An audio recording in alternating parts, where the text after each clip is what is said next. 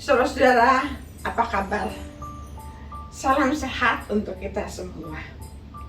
Pagi ini ibadah yang sejati, itulah tema kita. Dan saya mengajak untuk melihat Yakobus 1 ayat 27. Nanti kita lihat.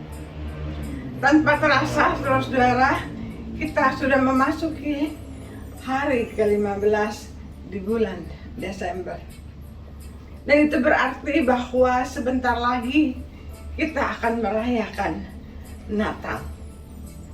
Lagu-lagu Natal sudah terdengar di sana sini, dan suasana Natal sudah terlihat ketika pohon-pohon terang telah terpasang di berbagai tempat. Mereka yang biasa mengunjungi rumah yatim piatu, panti-panti Werdah, sudah melakukan aksinya. Parsel-parsel Natal sudah bertebaran di mana-mana. Panti-panti asuhan sudah ada yang menolak untuk menerima kunjungan karena terlalu padat, sehingga mereka men-schedule untuk kunjungannya. Mungkin suasananya tidak seperti tahun-tahun yang lalu sebelum pandemik, tapi suasana berbagi terasa betul. Bacaan kita Yakobus 1 ayat 27 mengatakan bahwa ibadah yang murni dan tak bercacat di hadapan Allah Bapa kita ialah mengunjungi yatim piatu dan janda-janda dalam kesusahan mereka dan menjaga diri sendiri tidak tercemarkan oleh dunia.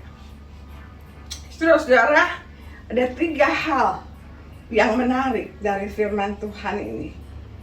Pertama, mau mengatakan soal ibadah. Ibadah adalah pergumulan, perjumpaan kita dengan Tuhan. Itu sebab ibadah kita lakukan di gereja diperjumpakan dengan Tuhan dalam ibadah. Maka ibadah itu haruslah kita lanjutkan di tengah-tengah kehidupan kita sehari-hari.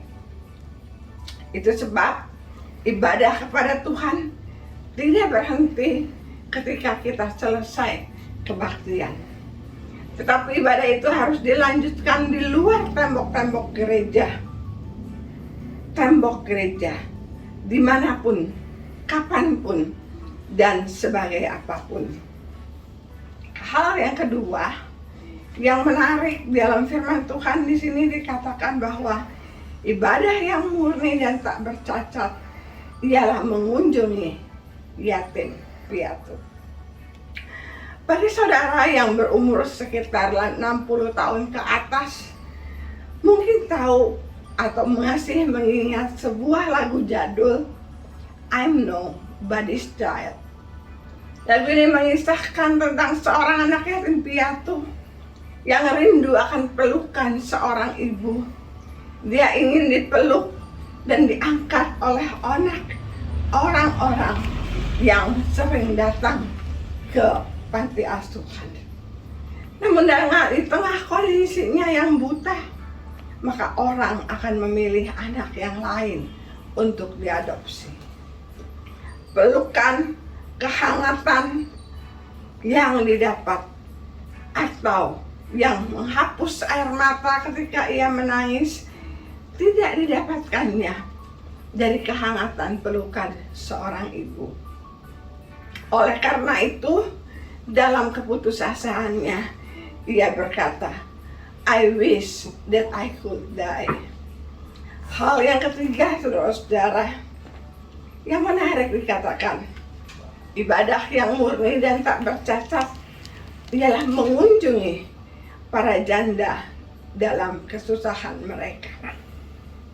Kita tahu bahwa pada zamannya dalam budaya Yahudi, seorang janda dianggap sangat lemah. Kita di zaman sekarang juga melihat bahwa dalam keseharian pun seorang janda dilihat dengan sebelah mata. Saudara-saudara, sebelum membuat Sapa Gembala ini, saya sempat beberapa kali menonton sinetron di televisi.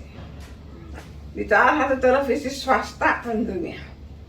Dan setiap kali muncul sosok janda, mereka selalu dicurigai sebagai pelakor. Stigma yang telah dimunculkan dalam kehidupan masyarakat bahwa janda adalah pelakor begitu kuatnya, sehingga istri-istri begitu takut kalau punya suami, punya teman janda. Takutnya kalau punya teman janda, mereka akan menggoda suami mereka. Tapi tidak semua janda-janda itu pelakor. Hidup dalam kesusahan, hidup dihina, dipandang sebelah mata. Bahkan kalau tidak ada yang dapat disalahkan dalam keributan, dalam rumah tangga, maka keluarga selalu menyalahkan janda. Padahal kita melihat dalam firman Tuhan, seorang janda perlu dilindungi dalam kesusahan mereka. Nah saudara, Natal segera tiba. Sudahkah kita melakukan ibadah kita? Ibadah dengan baik. Ketika kita berjumpa dengan Tuhan. Selamat memasuki masa raya Natal. Tuhan memberkati kita. Amin.